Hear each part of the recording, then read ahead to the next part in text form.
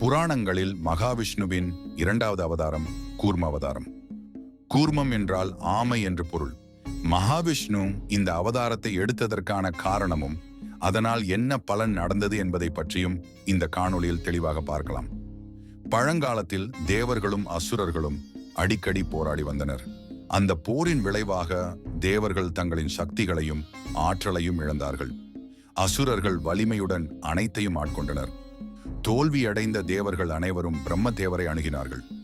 பிரம்மதேவர் அவர்களை விஷ்ணுவிடம் அழைத்து சென்றார். மகாவிஷ்ணு அவர்களின் சிரமத்தை கேட்டவுடன், நீங்கள் பார்க்கடலை கடைந்து அதிலிருந்து வெளிப்படும் அமிர்தத்தை அருந்தினால் உங்களுக்கு வலிமையும் மரணமில்லா சக்தியையும் பெறுவீர்கள் என்று கூறினார். இதை கேட்ட தேவர்கள் அவரிடம், இது எப்படி பிரபு சாத்தியமாகும்?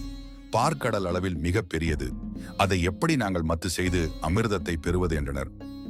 அதற்கு விஷ்ணு, நீங்கள் மந்திரமலையை மத்தாகவும் வாசுகி பாம்பினை கயிறாகவும் கொண்டு பார்க்கடலை கடையுங்கள் என்று கூறினார். தேவர்கள் அசுரர்களுடன் இணைந்து மந்திரமலையை கடலில் வைத்தனர். ஆனால் மலையை கடலில் வைக்கும் போதே அது கடலுக்கு அடியில் மூழ்க ஆரம்பித்தது. அந்த நேரத்தில் யாராலும் மலையை தாங்கி நிறுத்த முடியவில்லை. அப்போதுதான் விஷ்ணு தன்னுடைய இரண்டாம் அவதாரமான கூர்ம அவதாரம், அதாவது மிகப்பெரிய ஆமை வடிவில் தோன்றி மந்திரமலையை பின்புறம் சுமந்து நிலையாக்கினார்.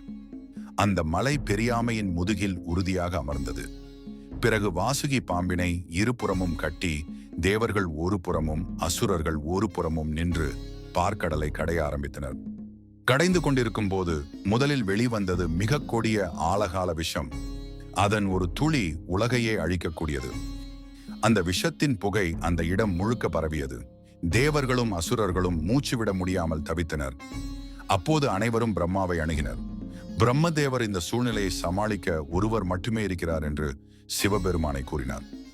பிறகு அனைவரும் கைலாயத்திற்கு சென்று சிவபெருமானை வேண்டினார்கள். அவரும் உலகை காக்க வேண்டும் என்ற எண்ணத்தில் பார்க்கடலில் வெளிவந்த அனைத்து விஷத்தையும் குடித்தார்.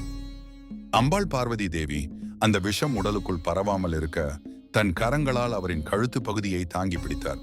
அந்த விஷத்தின் தாக்கத்தால் சிவபெருமானின் கழுத்து பகுதி நீல நிறமாக மாறியது. அதன் பிறகே சிவபெருமான் நீலகண்டன் என்று அழைக்கப்பட்டார். இந்த விஷத்திற்கு பிறகு கடலில் 14 வகையான தெய்வீக பொருட்கள் வெளிப்பட்டன. உதாரணமாக சுரபி என்ற தெய்வீக பசு, ஐராவதம் என்ற வெள்ளை நிற யானை, சந்திரன் மற்றும் லக்ஷ்மி தேவி. இறுதியில் தேவர்களுக்கு தேவையான அமிர்தமும் வெளிப்பட்டது. அமிர்தத்தை பெற தேவர்களும் அசுரர்களும் வாக்குவாதத்தில் இருந்து சண்டையிட ஆரம்பித்தனர்.